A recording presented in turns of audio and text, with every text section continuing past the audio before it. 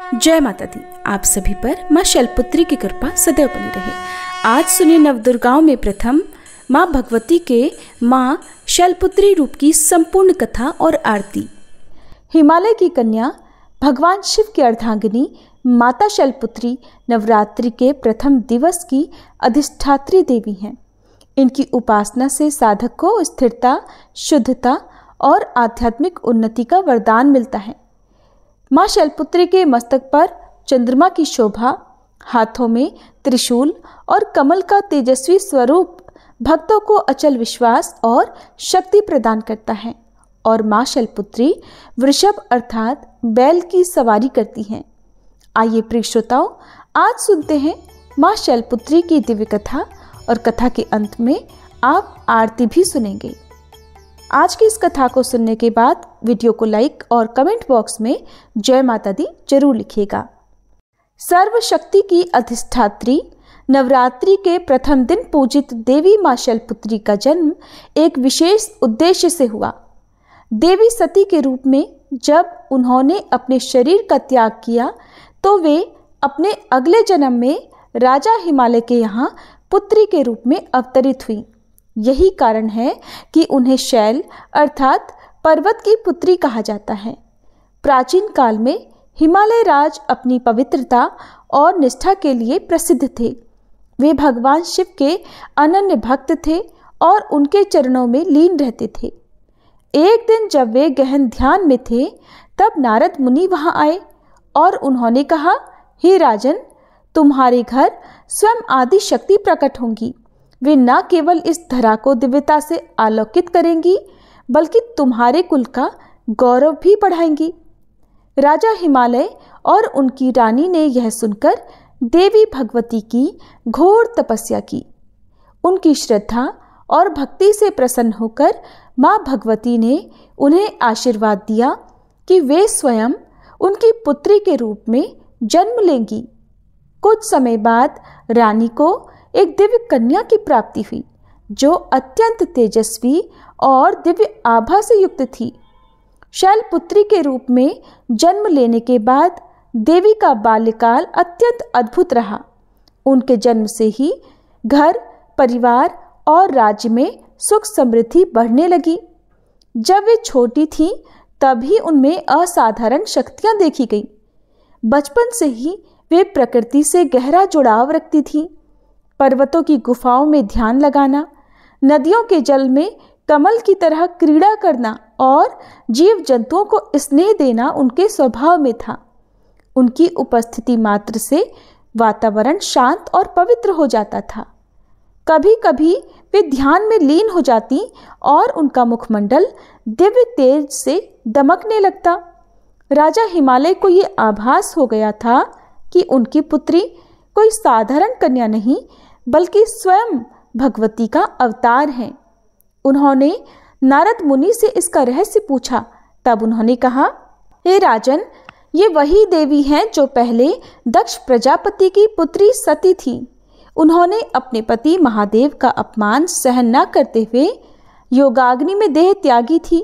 अब वही आपके घर पुत्री रूप में जन्म लेकर अपने सती धर्म की पुनः स्थापना करेंगी। यह सुनकर राजा हिमालय को गर्व हुआ और वे अपनी पुत्री को हर प्रकार से शिक्षा देने लगे। जब देवी ने युवावस्था प्राप्त की तब उनका स्वरूप और भी दिव्य प्रतीत होने लगा। वे वृषभ पर सवार, त्रिशूल धारण किए और मस्तक पर अर्धचंद्र को धारण किए रहती थी। उनका यह दिव्य स्वरूप संपूर्ण सृष्टि को यह संदेश देता है कि वे स्थिरता, साहस और भक्ति का प्रतीक हैं। शैलपुत्री के रूप में जन्म लेने के बाद देवी का जीवन एक नई दिशा की ओर अग्रसर हुआ। अब उन्हें भगवान शिव से पुनः विवाह करना था, जिसके लिए उन्होंने कठोर तपस्या का संकल्प लिया और यही तपस्या आगे चलकर महादेव से उनके पुनर्मिलन का कारण बनी। माँ शैलपुत्री की पूजा करने से व्यक्ति को स्थिरता, आत्मविश्वास और भक्ति का आशीर्वाद प्राप्त होता है। जो भी भक्त सच्चे मन से माँ की आराधना करता है उसके जीवन में सुख समृद्धि की वृद्धि होती है। माँ शैलपुत्री का जन्म एक विशेष उद्देश्य से हुआ था। वे पूर्व जन्म में माता सती थीं, जो भगवान शिव की अर्धांगिनी थी, लेकिन उन्होंने अपने पिता दक्ष प्रजापति के अपमान से आहत होकर योगाग्नि में अपने प्राण त्याग दिए थे। और यही माता सती ने अपने अगले जन्म में राजा हिमालय की पुत्री के रूप में जन्म लिया और वे शैलपुत्री के रूप से विख्यात हुई। माता सती का जन्म ब्रह्मा जी के पुत्र दक्ष प्रजापति के घर हुआ। वे बचपन से ही भगवान शिव की आराधना में लीन रहती थीं। कठिन तपस्या के बाद भगवान शिव ने उन्हें अपनी अर्धांगिनी के रूप में स्वीकार किया, लेकिन उनके पिता दक्ष प्रजापति शिव जी को योग्य वर नहीं मानते थे। एक बार दक्ष प्रजापति ने एक भव्य यज्ञ का आयोजन किया, जिसमें सभी देवताओं और ऋषियों को आमंत्रित किया गया, लेकिन भगवान शिव और देवी सती को निमंत्रण नहीं भेजा। जब माता सती को इस बात का पता चला तो वे अपने पिता के घर जाने के लिए उत्सुक हुई। भगवान शिव ने उन्हें समझाया कि बिना निमंत्रण जाना उचित नहीं होगा, लेकिन माता सती अपने मायके जाने के लिए अडिग रहीं। यज्ञ स्थल पर पहुंचने के बाद माता सती ने देखा कि वहां भगवान शिव का अपमान किया जा रहा था। दक्ष प्रजापति ने अपशब्द कहे और शिव जी को अयोग्य कहा। ये देखकर माता सती सहन नहीं कर पाई और उन्होंने क्रोधित होकर अपने पिता को उत्तर दिया, जिस शिव को समस्त ब्रह्मांड पूजता है उनके लिए अपशब्द कहकर आपने घोर अनर्थ किया है। अब मैं इस शरीर में एक क्षण भी नहीं रहूंगी। इतना कहकर माता सती ने अपने योगाग्नि से देह त्याग कर दिया। भगवान शिव ये सब जानकर अत्यंत क्रोधित हुए और उन्होंने अपने गण वीरभद्र को भेजकर दक्ष प्रजापति का यज्ञ विध्वंस करा दिया। माता सती के देह त्याग के बाद भगवान शिव ने उनका मृत शरीर उठाकर संपूर्ण ब्रह्मांड में तांडव किया। ये देखकर सभी देवता भयभीत हो गए। तब भगवान विष्णु ने सुदर्शन चक्र से देवी सती के शरीर को खंड खंड कर दिया, जिससे उनके अंग विभिन्न स्थानों पर गिर गए। यही स्थान शक्तिपीठ कहलाते हैं। अब माता सती को अपने शिव से पुनर्मिलन के लिए एक और जन्म लेना था, जिसके लिए वे इस बार राजा हिमालय के घर पुत्री रूप में अवतरित हुई और शैलपुत्री के रूप में जानी गई। राजा हिमालय को नारद मुनि ने भविष्यवाणी की थी कि उनकी पुत्री कोई साधारण कन्या नहीं होगी, बल्कि स्वयं आदि शक्ति का अवतार होगी। कुछ समय बाद जब हिमालय की रानी को एक तेजस्वी पुत्री प्राप्त हुई तो पूरी प्रकृति हर्षित हो उठी। इस बार देवी ने निश्चय किया कि वे भगवान शिव को पुनः प्राप्त करने के लिए कठोर तपस्या करेंगी। जैसे जैसे शैलपुत्री बड़ी हुई, उनके भीतर दिव्यता झलकने लगी। देवी शैलपुत्री को अपने पूर्व जन्म की स्मृतियां जागृत हुई और उन्होंने संकल्प लिया कि वे भगवान शिव को पुनः पति रूप में प्राप्त करेंगी। इस उद्देश्य से उन्होंने गहन तपस्या का मार्ग चुना। वे अब पर्वतों की गुफाओं में जाकर ध्यान लगाने लगी। कठोर ब्रह्मचर्य का पालन करते हुए अपना संपूर्ण जीवन शिव आराधना में उन्होंने समर्पित कर दिया। पहले वर्षों तक वे केवल फल और फूल खाकर रहीं, फिर केवल पत्तों पर जीवन यापन करने लगी, जिससे उन्हें अपर्णा कहा गया। अंततः उन्होंने निर्जल और निराहार रहकर घोर तपस्या की। मां शैलपुत्री की तपस्या से समस्त देवगण चकित थे। इंद्रदेव को चिंता हुई कि यदि माता की तपस्या पूर्ण हो गई तो शिवजी उनसे विवाह के लिए बाध्य हो जाएंगे। इसलिए उन्होंने कामदेव को भेजा ताकि उनकी तपस्या भंग की जा सके। कामदेव ने मोहिनी बाणों का प्रयोग किया, लेकिन देवी अडिग रहीं। आखिरकार भगवान शिव एक ब्राह्मण के रूप में उनके सामने प्रकट हुए। भगवान शिव ने उनसे कहा, हे देवी, तुम कौन हो और इस कठोर तपस्या का क्या उद्देश्य है? देवी शैलपुत्री ने अपने तपोबल से जान लिया था कि उनके सामने कोई और नहीं बल्कि स्वयं भगवान शिव हैं। तब देवी शैलपुत्री ने उत्तर दिया, हे प्रभु, मैं पूर्व जन्म में आपकी अर्धांगिनी सती थी। अब मैंने पुनः जन्म लिया है और आप ही मेरे एकमात्र स्वामी हैं। अगर आप मुझे स्वीकार नहीं करेंगे तो मैं फिर से अनंत जन्मों तक तपस्या करती रहूंगी।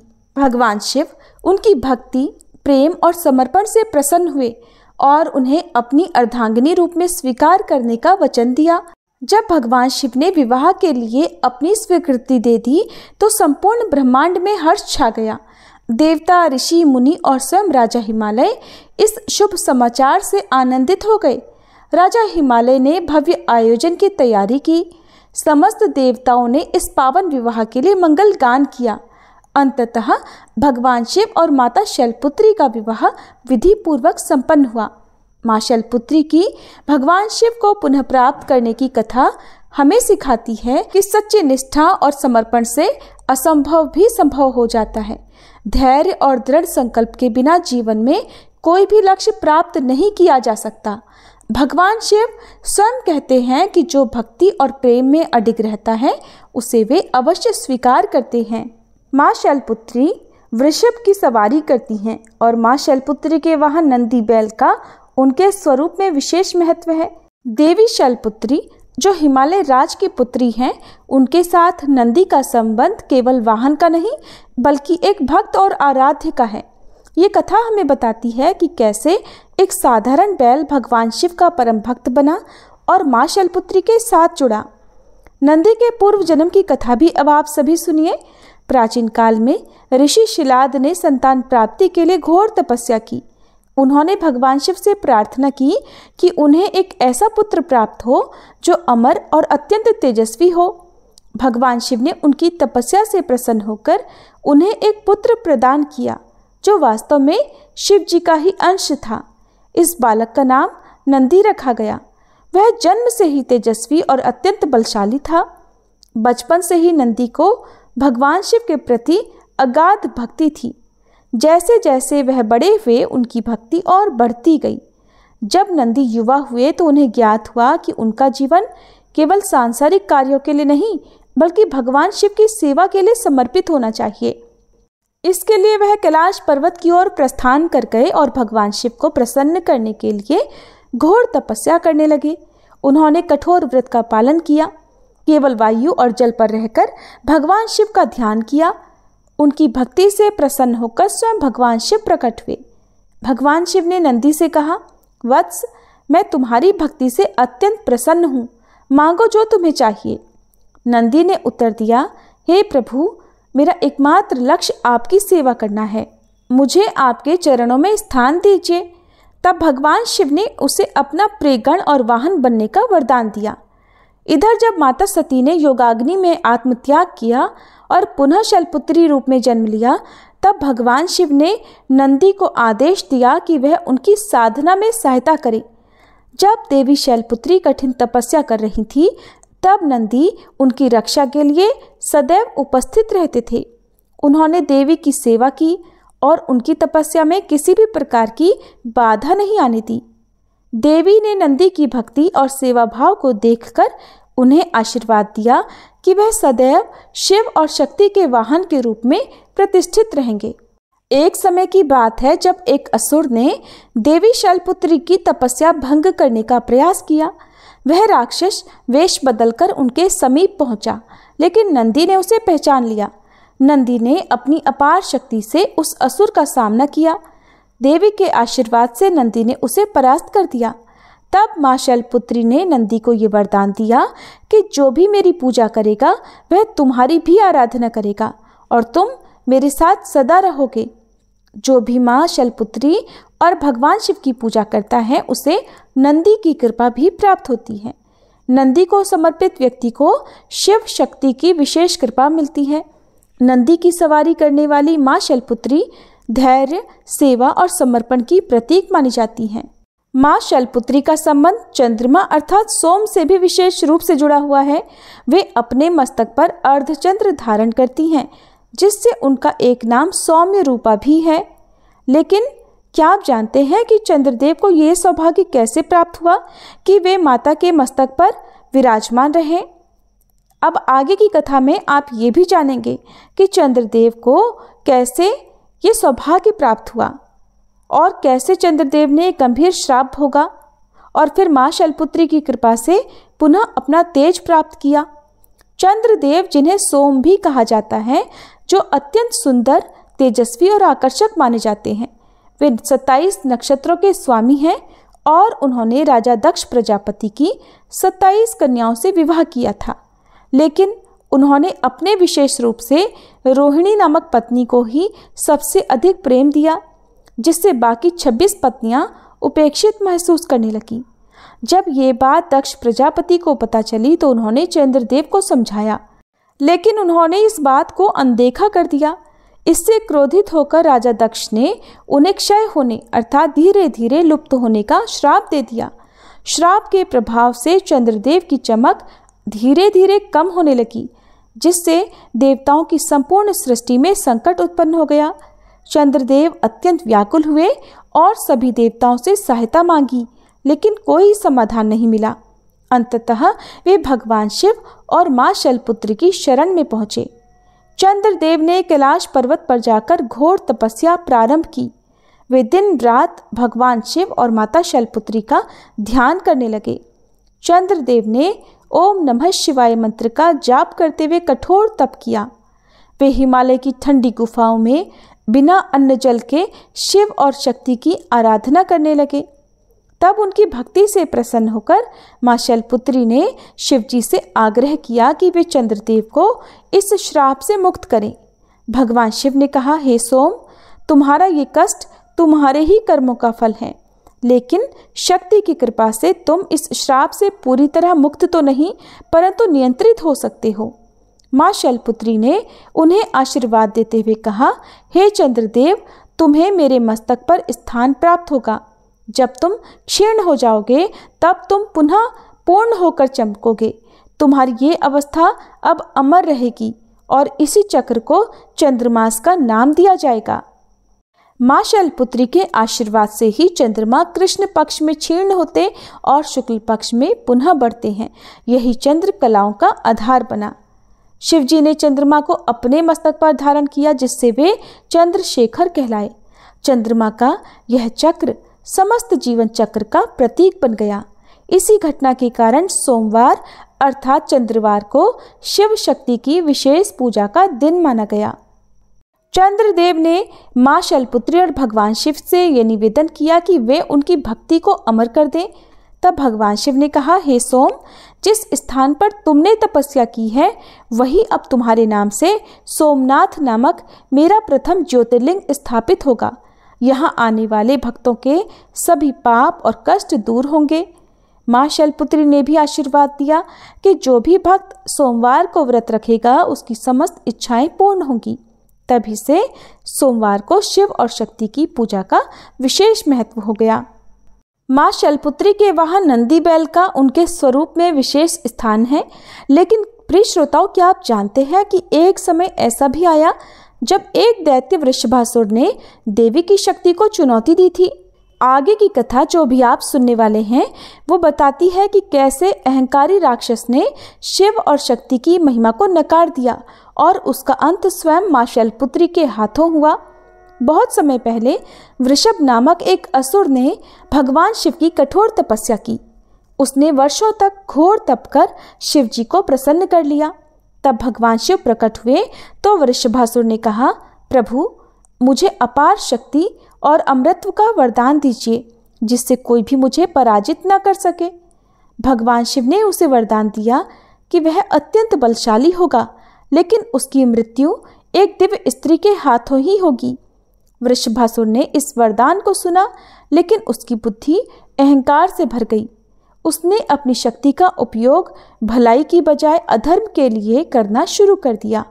वह देवताओं और ऋषियों को सताने लगा। उसने शिवजी के अन्य भक्तों को भी कष्ट देना शुरू कर दिया। उसे विश्वास था कि कोई भी स्त्री उसे पराजित नहीं कर सकती। एक दिन उसने सुना कि हिमालय की पुत्री मां शैलपुत्री अपार शक्ति और दिव्य तेज से युक्त हैं। अहंकारी वृषभासुर को यह सहन नहीं हुआ कि कोई स्त्री उससे अधिक शक्तिशाली हो सकती है।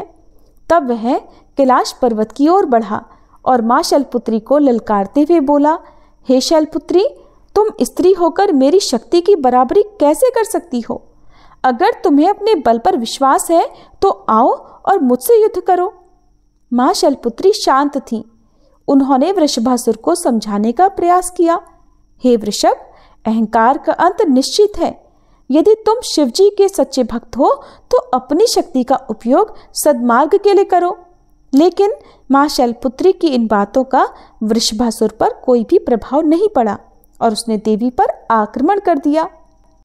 माँ शैलपुत्री ने जैसे ही वृषभासुर का अहंकार देखा, उन्होंने अपना महाकाली स्वरूप प्रकट किया।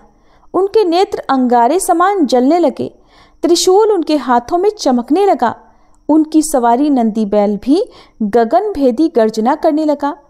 माँ शैलपुत्री ने वृषभासुर से कहा, अब तेरा अंत निकट है, और ऐसा कहकर उन्होंने त्रिशूल से वृषभासुर का वध कर दिया और उसके अंत के साथ ही संपूर्ण संसार में पुनः शांति स्थापित हो गई। इस प्रकार माँ शैलपुत्री केवल करुणा की ही देवी नहीं बल्कि दुष्टों का संहार करने वाली महाशक्ति भी हैं और अहंकार से हमेशा पतन होता है, चाहे व्यक्ति कितना भी शक्तिशाली क्यों ना हो। आइए अब सुनते हैं माँ ज्वाला देवी की कथा। प्राचीन किंवदंतियों के अनुसार बात उस समय की है जब दैत्य हिमालय पर्वत पर अपना अधिकार जमाकर देवताओं को परेशान कर रहे थे। तब भगवान विष्णु के नेतृत्व में देवताओं ने उनका नाश करने का निश्चय किया। उन्होंने अपनी शक्तियों को केंद्रित किया और धरती से तब विशाल ज्वालाएं उठी और उसी अग्नि ज्वाला से कन्या का जन्म हुआ, जिन्हें आदि शक्ति प्रथम शक्ति माना जाता है। सती या देवी पार्वती के नाम से प्रसिद्ध वह प्रजापति दक्ष के घर में पली बढ़ी और बाद में भगवान शिव की अर्धांगिनी बनी। एक बार जब इनके पिता ने भगवान शिव का अपमान किया और इसे स्वीकार न कर पाने के कारण उन्होंने आत्मदाह कर लिया, और फिर जब भगवान शिव को अपनी पत्नी की मृत्यु का समाचार मिला तो उनके क्रोध की सीमा नहीं रही और उन्होंने सती के शरीर को धारण करके तीनों लोकों में तांडव करना शुरू कर दिया, विचरण करना शुरू कर दिया। अन्य देवता उनके क्रोध से कांप उठे और तब उन्होंने भगवान विष्णु की शरण ली और भगवान विष्णु से सहायता की याचना की। तब भगवान विष्णु ने बाणों की बौछार की। कुछ जगह पर भगवान विष्णु के सुदर्शन चक्र धारण करने की और सती के शरीर को जो योगाग्नि में भस्म हो गया था, उन शरीर के हिस्सों को सुदर्शन चक्र से काटने की बात भी कही जाती है। और इस प्रकार बाणों की बौछार जो देवी सती के शरीर पर लगी तो उनके टुकड़े टुकड़े हो गए और जिन जगह पर, जिन स्थानों पर वे टुकड़े गिरे वहां 51 पवित्र शक्तिपीठ बन गए। देवी सती की जीभ ज्वाला जी पर गिरी थी और देवी उस प्राचीन चट्टान की दरारों से जलती हुई छोटी छोटी ज्वालाओं के रूप में प्रकट होती हैं जो नीले रंग की होती हैं। कहा जाता है कि सदियों पहले एक ऐसा चरवाहा था जो गाय चराने जाता था, लेकिन वापस लौटने पर उसकी एक गाय थी जो कभी दूध नहीं देती थी। आखिर क्या कारण हो सकता है कि भरपेट चारा खाने के बाद भी गाय दूध नहीं देती? और इसका कारण जानने के लिए एक दिन उस चरवाहे ने गाय का पीछा किया। तब उस चरवाहे ने जंगल में से एक कन्या को निकलते देखा जिसने गाय का दूध पिया और देखते ही देखते वह एक चमकती हुई रोशनी में गायब हो गई। अब चरवाहा राजा के पास गया और राजा को पूरी बात बताई। राजा को इस कथा का ज्ञान था कि देवी सती की जीभ इसी क्षेत्र में गिरी थी। तब राजा ने उस पवित्र स्थान को खोजने का प्रयास किया, लेकिन सफलता नहीं मिली। और फिर कुछ वर्षों के बाद चरवाहा राजा के पास ये बताने गया कि उसने पहाड़ों में एक ज्वाला जलती देखी है। ढूंढने पर राजा को वह स्थान मिल गया और उन्होंने पवित्र ज्वाला जी के दर्शन किए। फिर उन्होंने वहाँ पर एक मंदिर बनवाया और नियमित पूजा के लिए पुजारियों की भी व्यवस्था की। ऐसा माना जाता है कि बाद में पांडवों ने मंदिर का जीर्णोद्धार कराया। लोकगीत पंजन पंजन पांडवन 13 भवन बनाया इसी विश्वास का प्रमाण है कि पांडवों ने ही उस मंदिर का जीर्णोद्धार कराया था और फिर राजा भूमिचंद ने सबसे पहले इस मंदिर का निर्माण कराया था। माँ ज्वाला देवी के विषय में एक और कथा है जो कि भक्त गोरखनाथ जी से संबंधित है।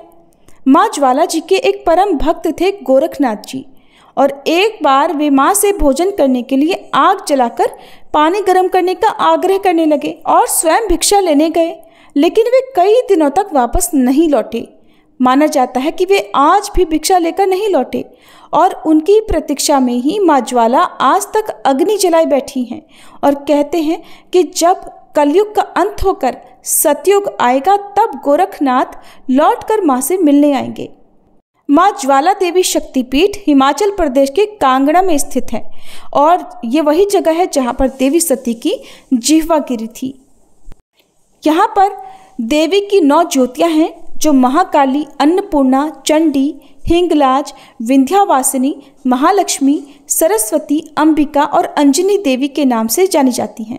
इन ज्योतियों को प्रज्वलित रखने के लिए घी या तेल की आवश्यकता नहीं पड़ती है, बल्कि प्राकृतिक रूप से जलती ही रहती हैं। मुगल बादशाह अकबर ने एक बार इन ज्वालाओं को बुझाने का या फिर रोकने का प्रयास भी किया था, लेकिन वह असफल रहा और फिर उसने हार मानते हुए देवी को सोने का एक छत्र भेंट किया था। लेकिन देवी ने उसे एक विचित्र धातु में बदल दिया, जिससे देवी पर राजा अकबर को भी विश्वास हो गया। ये बात तो हम सभी जानते हैं कि हजारों वर्षों से भारत विदेशी आक्रांताओं का गुलाम रहा, जिनके मन में हिंदू धर्म के प्रति मात्र घृणा का ही भाव था और इसी भाव से ग्रसित होकर मुगल शासकों ने हिंदू धार्मिक जगहों को, हिंदू मंदिरों को नुकसान पहुंचाने का काम भी किया और इसी क्रम में धार्मिक स्थलों को नुकसान पहुंचाने की इच्छा से एक बार मुगल शासक ज्वालाजी मंदिर भी पहुंचे। मुगल शासक अकबर तो अपनी सेना लेकर ज्वालाजी मंदिर पहुंचा, जिसने सदियों से जल रही इन ज्वालाओं को पानी डालकर बुझाने का प्रयास किया। इसके अलावा इन ज्वालाओं को लोहे के तवे से भी ढका गया, लेकिन ज्वाला के प्रभाव से तवे में भी छेद हो गया, लेकिन ज्वालाएं नहीं बुझी और आखिरकार अकबर ने हार मान ली और उसे ज्वालाजी मंदिर से वापस लौटना पड़ा। यहाँ पास में ही एक कुंड भी है जिसे गोरखनाथ जी की डिब्बी कहा जाता है और इस कुंड से लगातार भाप निकलती रहती है। मान्यता है कि ये कुंड उसी पानी से भरा हुआ है जिसे माँ ज्वाला देवी ने गर्म करने के लिए कहा था। कहते हैं कि जब भक्त गोरखनाथ जी जो ज्वाला देवी की असीम भक्ति में लीन रहते थे, तो वे असीम भक्ति में लीन होकर एक दिन तपस्या कर रहे थे। तपस्या के दौरान उन्हें भूख लगी तो उन्होंने माँ ज्वाला देवी से प्रार्थना की कि माँ आप थोड़ा पानी गर्म कर दें, मैं भिक्षा लेकर जल्दी वापस लौट आऊँगा। माँ ने आशीर्वाद दिया और गोरखनाथ जी भिक्षा लेने चले गए।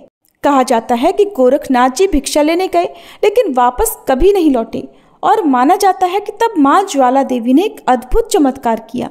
उन्होंने स्वयं एक ज्वाला प्रज्वलित की जो आज भी मंदिर में जलती रहती है। ये वही ज्वाला है जिसके लिए गोरखनाथ जी ने माँ से पानी गर्म करने को कहा था और कहा जाता है कि कलयुग के अंत में गोरखनाथ इसी मंदिर में वापस लौटेंगे और तब तक यह ज्वाला जलती ही रहेगी। ज्वाला देवी मंदिर से जुड़ी ध्यानु भगत की कहानी भी बहुत प्रसिद्ध है। ऐसा कहा जाता है कि अपनी अटूट भक्ति सिद्ध करने के लिए ध्यानु भगत ने माता को अपना शीश तक अर्पित कर दिया था और मान्यता है कि जो भी भक्त सच्चे मन से माँ ज्वाला से कोई भी मनोकामना मांगता है वो अवश्य पूरी होती है और माता के दरबार से कोई भी भक्त कभी खाली हाथ नहीं लौटता। ध्यानु भगत की भक्ति का यह परम यज्ञ ज्वाला माता के मंदिर को एक पवित्र तीर्थ स्थल बना देता है। कुछ प्रसिद्ध लोक कथाओं के अनुसार एक बार की बात है, माँ ज्वाला के एक भक्त थे जिनका नाम था ध्यानु भगत और उनका जन्म हुआ था एक गरीब परिवार में और उनके जन्म लेते ही दुर्भाग्यवश उनके माता पिता स्वर्गलोक सिधार गए। इस बात पर सारे गांव वाले ध्यानु भगत को ताना देने लगे, उन्हें मनहूस कहने लगे। कोई भी ध्यानु भगत के साथ खेलता तक नहीं था। माता पिता का असमय देहांत होने के कारण ध्यानु भगत का पालन पोषण एक पंडित जी ने किया और वह पंडित जी ज्वाला माता के अनंत उपासक थे, उनकी भक्ति किया करते थे और उनकी अनन्य भक्ति का ही ये परिणाम था जो ज्वाला माँ की कृपा ध्यानु भगत पर इतनी थी। जब ध्यानु भगत ने पंडित जी से अपनी माँ के बारे में पूछा तो पंडित जी कहा करते, तेरी माँ तो साक्षात ज्वाला में है। पंडित जी की यह बात सुनकर बालक ध्यानु ने एक बार सोचा कि क्यों ना माता से पूछा जाए। अब तो वह माता रानी की शरण में बैठ गया और वह बालक सच्चे मन से अपनी माँ को पुकारता हुआ कहने लगा, हे माता, मेरे बाबा तो कहते हैं कि आप मेरी जननी हैं और अगर ये सच है तो आप फिर मुझसे मिलने क्यों नहीं आती, मुझे अपने सीने से क्यों नहीं लगाती जैसे बाकी बालक अपनी माँ के सीने से लगते हैं। हे देवी, कृपा कर, अगर तुम मेरी माता हो तो मुझे सीने से लगा लो। मैं माता का सुख भोगना चाहता हूँ। माँ, मैं आपके सीने से लगना चाहता हूँ। और बालक की ऐसी करुण पुकार सुनकर एक चमत्कार हुआ। जगत जननी माता ज्वाला अपने पुत्र के सम्मुख प्रकट हो गई और ध्यानु को अपने सीने से लगा लिया। धीरे धीरे समय बीता। अब वह नन्हा सा बालक बड़ा हो गया। ज्वाला देवी की विशेष कृपा ध्यानु पर थी, क्योंकि उसके मन में तो हर समय माँ ज्वाला ही समाई थी। वो उन्हीं को अपनी माँ समझता था। माता के आशीर्वाद से ध्यानु हर किसी के कष्टों को दूर किया करते। हर बार नवरात्रि पर वह माता के जगराते भी यथाशक्ति करवाते थे। उनकी भक्ति इतनी थी कि जब एक बार भी वो जय माता दी बोलते तो अंधे को आंखें मिल जाती थी, गूंगे को जुबान मिल जाती थी। देवी माँ की असीम कृपा से ध्यानु हर किसी के दुखों को दूर करने में लगे रहते। यहाँ तक कि वो गांव वाले जो बचपन में उन्हें मनहूस कहा करते, उनसे भी उन्हें कोई वैर भाव नहीं था। उनके मन में किसी के प्रति लेश मात्र भी दुख नहीं था, कोई क्रोध नहीं था, कोई ईर्ष्या नहीं थी, बल्कि वो सबको एक समान ही माना करते थे। और वह हर स्त्री में अपनी माता या अपनी बहन का ही रूप देखा करते थे। एक बार ध्यानु भगत गांव वालों के साथ माता ज्वाला देवी के दर्शन करने के लिए जा रहे थे। इतने बड़े दल को देखकर अकबर के सैनिक ने ध्यानु से पूछा, अरे भाई, कहाँ जा रहे हो? तो ध्यानु भगत ने बड़े ही सरल भाव से कहा कि हम तो ज्वाला माता की शरण में शीश नवाने जा रहे हैं। ध्यानु का उत्तर सुनकर सैनिक ने ध्यानु से ज्वाला माता की महिमा के बारे में पूछा और तब ध्यानु ने माता को सर्वश्रेष्ठ बताया और माता रानी की महिमा सैनिक को सविस्तार सुना दी। अब उस सैनिक ने जाकर बादशाह अकबर को देवी की महिमा बताई। अब देवी की महिमा सुनकर हिंदू धर्म विरोधी अकबर क्रोधित हो उठा और वह सोचने लगा कि मैं ही तो सर्वश्रेष्ठ हूँ, और ध्यानु से कहा कि मैं सर्वश्रेष्ठ हूँ। तब ध्यानु ने उसका प्रत्युत्तर करते हुए बड़े विनम्र भाव से कहा, बादशाह, तुम अपने आप को माता रानी से सर्वश्रेष्ठ भला कैसे कह सकते हो? क्या तुम किसी मृत व्यक्ति को जीवित कर सकते हो? इतना सुनते ही अकबर तो मारे क्रोध के तिलमिला उठा और उसने ध्यानु भगत के घोड़े का शीश काट दिया और फिर ध्यानु से कहा कि अगर तुम्हारी माता सर्वश्रेष्ठ है तो बोलो इस घोड़े के शीश को जोड़ने के लिए और इसे पुनर्जीवित करने के लिए। तब ध्यानु माता से प्रार्थना करने लगे और उस घोड़े का सिर नहीं जुड़ा। तब ध्यानु भगत ने अपना शीश माता को अर्पण कर दिया और अपने भक्त का ऐसा अटूट विश्वास देखकर ज्वाला माता प्रकट हुई और उन्होंने ध्यानु और घोड़े का सिर जोड़ दिया। जब यह बात अकबर ने सुनी तो वह क्रोध से तिलमिला गया और उसने देवी ज्वाला पर तवे रख दिए। भारी भरकम तवा रख दिया ताकि वह ज्वाला बुझ जाए, लेकिन वह जोत तो तवे को चीर कर ही बाहर निकल आई। ज्वाला नहीं बुझी। ये देखकर अकबर ने अब की बार ज्वाला माता के दर के पास में नहरें खुदवा दी ताकि पानी से ज्वाला बुझ जाए, लेकिन ज्वाला फिर भी नहीं बुझी। तब अकबर को माता पर पूर्ण विश्वास हुआ और वह बड़े अभिमान के साथ देवी ज्वाला के मंदिर में सोने का छत्र लेकर गया। पर वह छत्र क्योंकि अभिमान में भरकर दिया गया था, इसलिए वह छत्र सोने से बदलकर किसी और धातु में बदल गया। वो क्या धातु है इसका आज तक पता तो कोई भी नहीं लगा पाया है, और ये देखकर अकबर उसी तरह वापस लौट गया जैसे वह आया था। माना जाता है कि ज्वाला माता के मंदिर में आज भी वह छत्र रखा जाता है। प्रेम से बोलिए ज्वाला माता की जय। माँ शैलपुत्री की महिमा अपार, करें हम सच्चे मन से उनकी जय जयकार। अगली कथा में फिर मिलेंगे, नव दुर्गा की लीला संग चलेंगे। अब सुनिए श्री दुर्गा चालीसा पाठ और आरती। नमो नमो दुर्गे सुख करनी, नमो नमो अम्बे दुख हरनी। निरंकार है ज्योति तुम्हारी, तिहु लोक फैली उजियारी। शशि ललाट मुख महाविशाला, नेत्र लाल भ्रकुटी विकराला। रूप मातु को अधिक सुहावे, दर्श करत जन अति सुख पावे। तुम संसार शक्ति लय कीना, पालन हेतु अन्न धन दीना। अन्नपूर्णा हुई जगपाला, तुम ही आदि सुंदरी बाला। प्रलय काल सब नाशनहारी, तुम गौरी शिव शंकर प्यारी। शिव योगी तुम्हारे गुण गावे, ब्रह्मा विष्णु तुम्हें नित ध्यावे।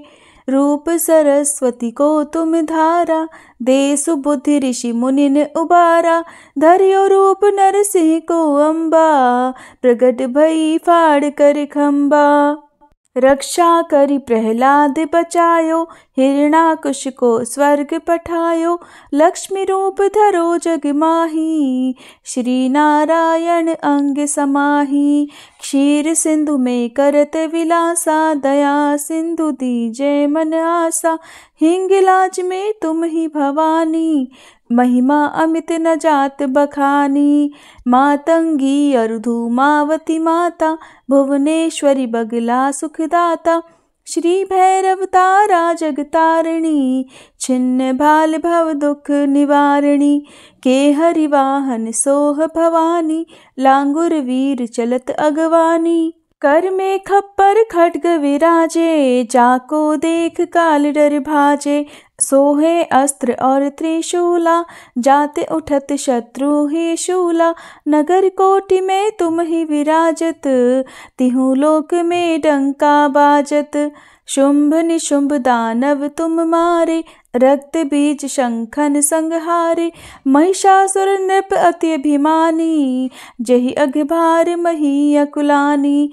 रूप कराल कालिका धारा, सेन सहित तुम तिहि संहारा। परिगाढ़ संतन पर जब जब, भई सहाय मातु तुम तब तब। अमरपुरी अरुबा सब लोका, तब महिमा सब रहे अशोका। ज्वाला में है ज्योति तुम्हारी, तुम्हें सदा पूजे नर नारी। प्रेम भक्ति से जो जस गावे, दुख दारिद्र निकट नहीं आवे। ध्यावे तुम्हें जो नर मन लाई, जन्म मरण ताको छुट जाई। जोगी सुर मुनि कहत पुकारी, योग न हो बिन शक्ति तुम्हारी। शंकर आज रज तप कीनो, काम अरु क्रोध जीत सब लीनो। निषिदन ध्यान धरो शंकर को, काहु काल नहीं सुमिरो तुमको। शक्ति रूप को मरम न पायो, शक्ति गई तब मन पछतायो। शरणागत हुई कीर्ति बखानी, जय जय जय जगदम्ब भवानी। भई प्रसन्न आदि जगदम्बा, दई शक्ति नहीं कीन विलंबा। मोको मातु कष्ट अति घेरो, तुम बिन कौन हरे दुख मेरो। आशा तृष्णा निपट सतावे, मोह मदादिक सब विनशावे। शत्रुनाश की जय महारानी, सुमिरो इक चित तुम्हें भवानी।